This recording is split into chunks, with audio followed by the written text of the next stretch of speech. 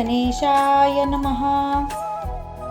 सार्थ श्री ज्ञानेश्वरी ज्ञान विज्ञान योग या अध्यायामध्ये भगवान श्रीकृष्ण अर्जुनाला ज्ञान, अज्ञान, विज्ञान, प्रपंचज्ञान याबरोबरच ब्रह्मज्ञान म्हणजे काय याची माहिती देणार आहेत.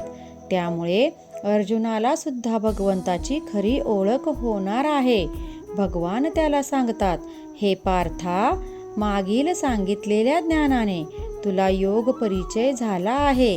आता मी तुला प्रपंच ज्ञान आणि ब्रह्मज्ञान म्हणजे नेमके काय ते सांगणार आहे. प्रथम ज्ञान म्हणजे काय ते समजून घे. हे बघ, जिथे बुद्धीचा शिरकाव होत नाही, जिथून विचार मागे फिरतात, जिथे तर्क सुद्धा काम करू शकत नाहीत, असे जे ज्ञान त्यालाच खरे ज्ञान असे म्हणतात. त्याच्या व्यतिरिक्त अन्य जी प्रपंच ज्ञाने आहेत त्यांना विज्ञान असे म्हटले जाते. या क्षणिक प्रपंचाला खरे मानणे हेच सर्वात मोठे अज्ञान आहे. अज्ञान नाहीसे झाले म्हणजे विज्ञान जळून जाते. अज्ञान अनविज्ञान ही दोन्ही ज्ञाने संपल्यावर मागे जे शिल्लक राहते तेच खरे ज्ञान होय. या शुद्ध, पवित्र, हितकारक अशा ज्ञानालाच आत्मज्ञान असे म्हणतात. हे खरे आत्मज्ञान मिळावे अशी इच्छा हजारो लोकांमध्ये एखाद्यालाच होते. ज्यांना तशी इच्छा होते त्यामधला सुद्धा कोणीतरी एखादाच ते खरे ज्ञान मिळवून माझ्यापर्यंत येतो.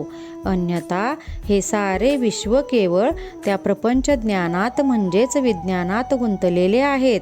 त्यामुळे आधी मी तुला जे विज्ञान म्हणजे काय ते सांगतो, ऐक. माझ्या शक्तीलाच या जगात माया म्हणून ओळखले जाते. अध्यात्मामध्ये तीच माया किंवा प्रकृती मानली जाते.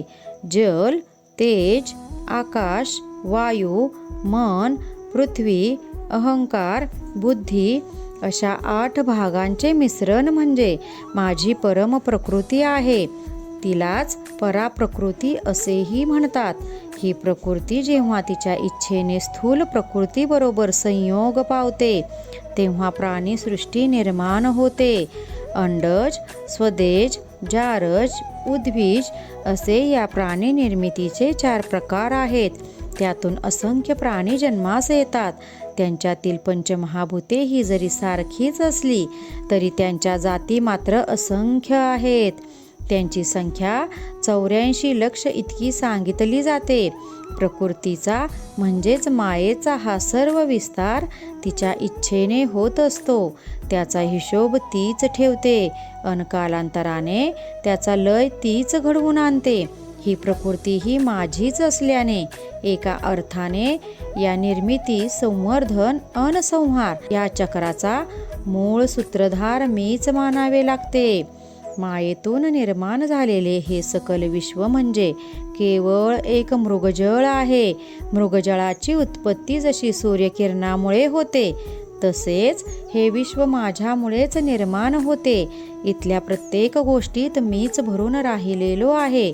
पाण्यातला रस, वायूतला स्पर्श, सूर्य, चंद्रातला प्रकाश, मातीचा गंध, फुलांचा सुगंध, फळातला रस, आकाशातला शब्द अन मनुष्य प्राण्यातील बल किंवा शक्ती ही सुद्धा मीच आहे. नाना प्रकारचे प्राणी म्हणजे मी अन त्या प्राण्यामधील चैतन्य किंवा प्राणतत्व ते म्हणजेही मीच. अर्जुना, मी जे सांगतोय त्याच्याकडे नीट लक्ष दे. हे बघ की तपस्वी लोकांचे तप, बलवंताचे बल अन ज्ञानवंतांची बुद्धी ही मीच आहे. प्राणीमात्राच्या ठायी असणारा काम मीच. धर्म अन नीतिनियमांना अनुसरून त्यांच्या मनात जागलेली कामवासना अन झालेला सृष्टीचा विस्तार हे सर्व माझ्यामुळेच. सत्व, रज आणि तम या तिन्ही गुणांची निर्मिती ही सुद्धा माझ्यापासूनच आहे. असे जरी असले तरी मी स्वतः मात्र पूर्णतः गुणातीत आहे. माझ्यापासून हे सर्व विश्व जरी उत्पन्न झालेले असले तरी मी मात्र त्यात नाही. जसा धूर हा आगीपासून उत्पन्न होतो, पण त्या धुरात अग्नी असतो का? नाही ना. माझेही तसेच आहे. मी आणि मला जाणून घ्यायची ज्यांना इच्छा आहे ते मला इच्छा असूनही आणू शकत नाहीत, कारण आमच्या दोघांच्या मध्ये असलेला मायेचा पडदा. ही माया म्हणजे एक महादुस्तर अशी नदी आहे. हिचा उगम ब्रह्मरूपी तुटलेल्या कड्यात झाला आहे. कालगतीच्या वेगाने फोपावणारी ही नदी कर्म अन मोक्ष मार्गाचे उंच काठ ओलांडून पुढे जात आहे. गुणरूपी ढगांमधून पडणाऱ्या पावसाने या नदीला मोहरूपी पूर येतो. तिच्या महापुरात यम नियमाधिकी तीरावरची नगरे वाहून जातात. या माया नदीत जी रतिरूपी बेटे आहेत त्यावर काम वासनेच्या लाटा उसळतात. त्यामुळे इथं प्राणी समूहाचा फेस तयार होतो. ही माया पार करणे फार अवघड आहे. इथे मी म्हणणारे हतबल होतात. जे कोणी ज्ञानमार्गाने ही नदी पार करू असे म्हणतात ते गर्वाच्या डोहात पडतात. जे विद्येच्या मार्गाने जाऊ म्हणतात ते अहंकाराच्या ओझ्याने मध्येच बुडतात. यज्ञ यागादिक साधना मार्ग अवलंबणारे जीव स्वर्गीय सुखात अडकतात. कर्ममार्गी लोक नियमांच्या भोवऱ्यात अडकतात. एकूणच काय तर माझ्यापर्यंत ही नदी पार करून येणे हे मनुष्य प्राण्याला सहजासहजी फार अशक्य आहे. ही माया नदी माझ्याकडे येण्यात अडचण असली तरी एका सद्गुरा शरण जाऊन त्याने दिलेल्या तारक मंत्रावर पूर्णपणे श्रद्धा ठेवून जे त्या नाम मंत्राने माझे स्मरण करतात ते माझ्या कृपेने ही माया नदी पार करून मोक्षाच्या पैलतीरावर जाऊ शकतात. परंतु अनन्य भावाने मला शरण येणारे फार कमी भक्त आहेत. जवळजवळ सर्वच लोकांना अहंकाररूपी भूताने पछाडलेले आहे. त्यामुळे होते काय की माझ्या मायेमुळे माझेच प्रकृतीमुळे जीवदशा प्राप्त झालेला माझाच अंश हा जो जीवात्मा तोच माझ्या म्हणजेच परमात्म्यापासून दुरावला आहे. त्याला स्वची ओळख म्हणजे पर्यायाने माझीच ओळख राहिलेली नाही. जो माझाच अंश आहे तो जीव मी माझे मला या अहंकारात इतका मग्न झालेला आहे की त्याला माझा विसर पडला आहे. असे जे मला विसरलेले दुरावलेले जीव आहेत ना ते या माया नदीत गटांगळ्या खात आहेत. या जगात खरे म्हणजे बहुतांश जीव हे माया मोह ममता आणि अज्ञान यांनी पुरते आंधळे झालेले आहेत. त्यामुळे जीवनात त्यांना अनेक दुःखे यातना सहन कराव्या लागतात. मला ओळखू पाहणारे माझी अपेक्षा करणारे माझ्याकडे येण्यास उत्सुक असणारे ते आर्त जीव ते म्हणजे माझे भक्त. या माझ्या भक्तांचे सुद्धा एकूण 4 वेगवेगळे प्रकार आहेत. आर्तभक्त त्यांची संकटे दुःख दूर करण्यासाठी मला भजतो. मुमुक्षु भक्त हा मला जाणण्यासाठी माझी भक्ती करतो. अर्थार्थी हा द्रव्य लाभासाठी माझे भजन पूजन करतो. तर चौथा जो ज्ञानी तो निरपेक्ष लाभाने सर्व कर्तव्य कर्मे पार पाडत असताना माएक शरणम या भावाने माझी भक्ती उपासना करत असतो. हा ज्ञानी पुरुष जो मला पूर्णत्वाने ओळखतो, जो अहंकार रहित मी अन माझे असे न म्हणणारा, तर जे काही आहे ते ईश्वर अन त्या ईश्वराचे असेच मानणारा अनन्य शरणागत भक्त असतो. तो त्याचा आत्मा म्हणजे मीच अन तो म्हणजे माझाच अंश असे साक्षीत्वाने मानत असतो. अर्जुना, ज्यांना आत्मकल्याण व्हावे असे वाटते असे अनेक भक्त माझ्याकडे धाव घेतात. त्यावेळी मी सुद्धा आपणहून माझ्या भक्तांकडे धाव घेतो. मी तुला जे 4 प्रकारचे भक्त सांगितले ना त्यांच्यामधले जे खरे ज्ञानी अन अनन्य शरणागत असे भक्त असतात ते मला जास्त प्रिय आहेत. जो माझा खरा भक्त असतो ना त्याची माझ्याकडे माझ्या उत्कट प्रेमाशिवाय अन्य कशाचीच मागणी नसते. तो माझ्या इतका जवळ आलेला असतो की आमच्यामध्ये वेगळेपण उरलेलेच नसते. कोणतीही मागणी न करता तो फक्त माझे स्मरण भजन अन सेवा करत असतो. त्याची अनेक जन्माची सत्संगती अन जागत आलेले वैराग्य, यामुळेच त्याला माझी भेट घडवून देणारा सद्गुरू अन त्या गुरुची गुरुकृपा प्राप्त होते. गुरु त्याला ज्ञानाचा प्रकाश दाखवतात. ध्यानधारणेने ते त्या भक्ताला त्याच्या अंतर्यामी निवास केलेला आत्माराम म्हणजेच मी याची भेट करून देतात. गुरुकृपेने त्याची ज्ञानदृष्टी फाकते. त्याला सर्व भूतांचे ठाई माझे दर्शन घडू लागते. त्यांच्या मनातला मीतूपणाचा पडदा दूर होतो. मायेचा पडदा दूर झाला की जीवाशिवाचे ऐक्य साधून येते. असा भक्त आत्मानंदात रमून जातो. तोच श्रेष्ठ अनज्ञानी भक्त होय.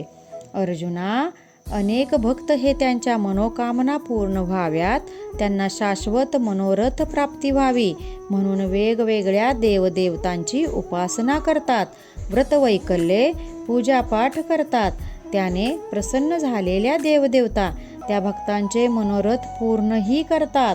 पण ती भक्ती नाही तर तो केवळ एक व्यवहार असतो, देवघेव असते. तो तसा भक्तांना होणारा फललाभ हा केवळ प्रापंचिक सुखाचा असतो. तो नश्वर सुखप्राप्तीचा किंवा शाश्वत मोक्षाचा मार्ग नसतो. असे भक्त हे त्या संसार माया नदीतच डुंबत राहतात. ते त्यातून बाहेर पडत नाहीत. ते त्यांच्याच आशा अपेक्षांच्या पिंजऱ्यात कैद असतात. ते भक्त जरी असले तरी ज्ञानी भक्त नसतात, कारण त्यांच्या मनाला माझे विश्वव्यापकत्व पटलेले नसते. त्यांना सकल चराचरात भरून असलेला मी दिसत नाही. अशा जीवांची भ्रांती त्यांना भुलवत असते आणि ते शरीराच्या जन्ममरणालाच सत्य मानत असतात. खरे तर तेच अज्ञान आहे. हे सकल विश्व माझ्यामुळेच घडले आहे. ते उद्या माझ्यातच येऊन मिसळणार आहे. जे दिसतंय ते सारे लय पावणार आहे. त्यांचा नाश होणार आहे. हे सत्य त्यांना नीट कळलेले नसते. अर्जुना, हे सारे कसं चाललंय म्हणून तुला सांगू. हे बघ, असे होते की पुरुषाची देह अन अभिमान यांची प्रीती जडली की त्या प्रेमातून इच्छारूपी कन्या जन्माला येते. ती वयात आली की तिचा द्वेषाबरोबर विवाह होतो. त्या इच्छा आणि द्वेष यांचा मुलगा म्हणजे मोह. अहंकाराच्या फाजील लाडाने तो मोह लाडावतो. आशारूपी दाई त्याला दूध पाजून वाढवते. तोच मोह वयात आला की तो मदिरेत रमतो. त्या मोहाकडे दुष्कृती आकर्षिली जाते.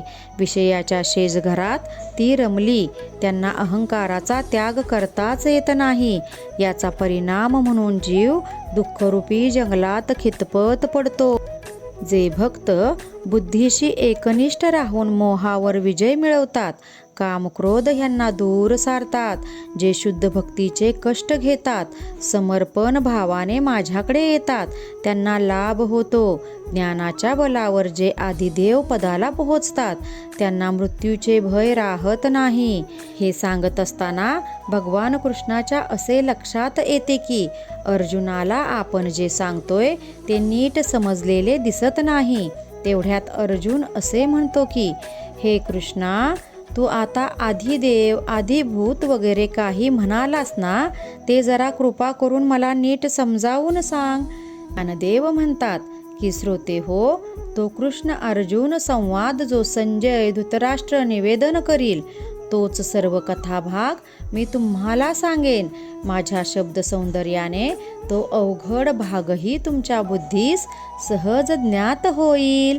तुमचे कान सुखावतील अन अंतकरणात एका अपूर्व आनंदाने भरून जाईल.